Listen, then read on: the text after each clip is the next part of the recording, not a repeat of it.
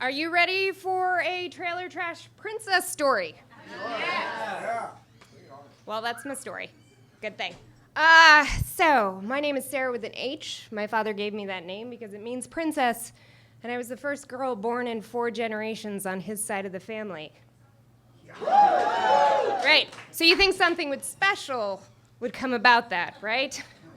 I was the daughter of 2 high school dropouts who were in a cult. So although I am a badass Portland burlesque dancer and uber libtard feminist, it's a long way from princess cult leader's daughter to this. And it starts real young. My first memory of what my body was and how I was to use it is on the beach with my mother. On the beach, I'm doing my thing. Mama got me a bikini. I like bikinis. Now, I didn't get to wear them for another 13 years because my mother saw me prancing up and down the beach with a little sachet. Now, I was raised in a cult, and on spectrums of cults being, Jonestown, the Kool-Aid, and Christian hippies that run around naked, we were more towards the Jonestown end. Yeah. So, the only thing I was really allowed to watch on public television was Sesame Street. The behavior I was modeling was behavior that I had seen other women do because I was 3. And it wasn't on Sesame Street. That sachet did not come from Sesame Street. My mother pulled me aside and said, "We don't shake our ass that way. We're not those people." Okay, got it. Lesson learned, we don't shake our ass that way. Put it in the hive, put it in the body, recognize that we do not shake our ass that way. My next memory of how my body is to be used and presented is in the laundromat. I'm a short-torsoed person. It's been that way for a while. I was wearing my lovely 1980s romper made out of terry cloth, and my mother had to jack it up with clothespins, because short torso, right? Not awkward, droopy crotch. Less awkward clothespins. Good choice, Mama. So I'm in the laundromat, and there's a man in there, and he starts singing a song about my clothespins, and I start grooving. I'm probably 5. Once again, hook arm, mama face. We don't move our bodies that way. Okay. If a strange man sings to me, I am not allowed to dance.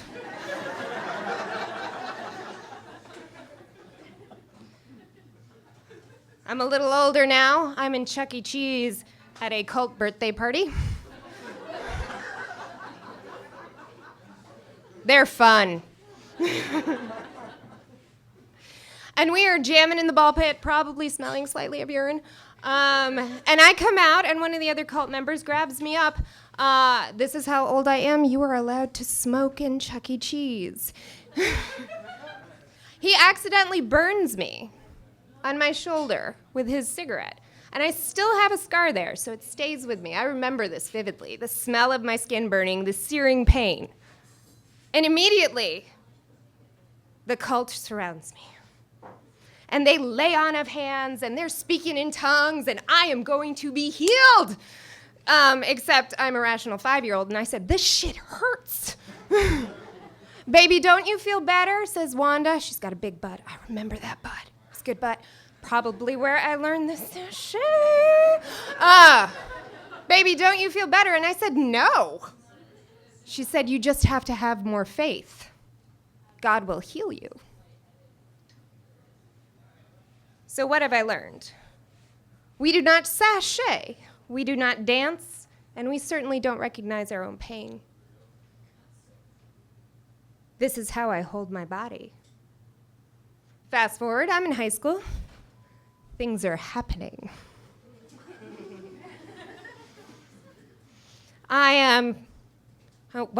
Here's more fun. I was 12 when I was a freshman. So I'm experiencing things as a 12-year-old raised in a cult that most people experience at 14 and 15, not raised in a cult. I vividly remember a boy coming up to me and jokingly saying, "Hey, spit or swallow." I have no fucking clue what that means. If you put something in your mouth, you're gonna swallow it, right? Yeah. Right. Rational answer, I got popular. I have no fucking clue why. None. All the boys love me, all the girls hate me, nobody's getting any play because I don't even know what play is. Senior prom comes round. I don't go. Why? Because I'm already betrothed. My fiancé is in the military. He's gone to Utah. I don't get asked to the prom. People are afraid of my fiancé. I don't go to the prom. Instead, I get on a train and I head out to Salt Lake City. What a lovely place.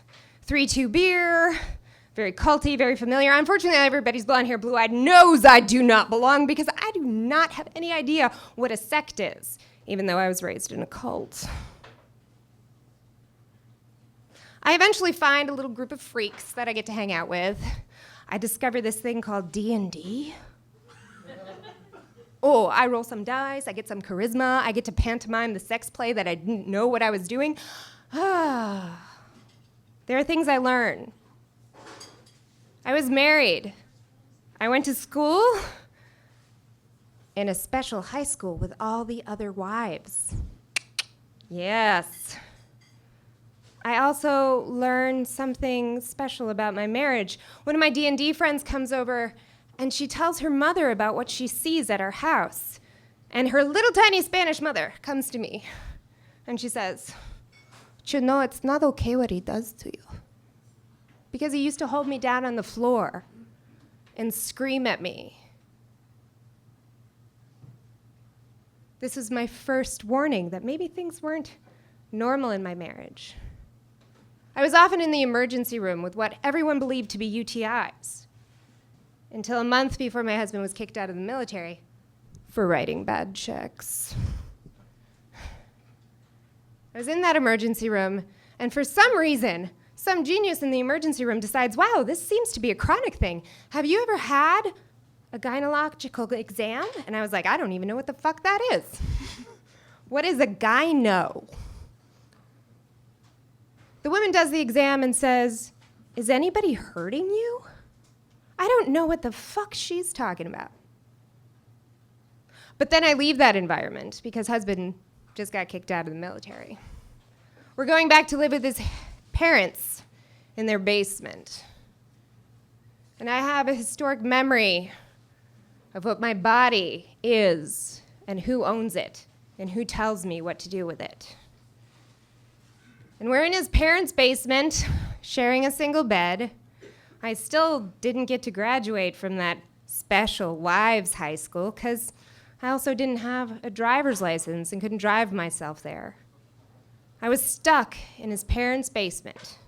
No driver's license, no degree, and one day it was raining. It was raining hard. The basement flooded. All of our shit's down there. Husband's upset. He starts yelling. He's stomping. He's coming up the stairs. He's yelling more.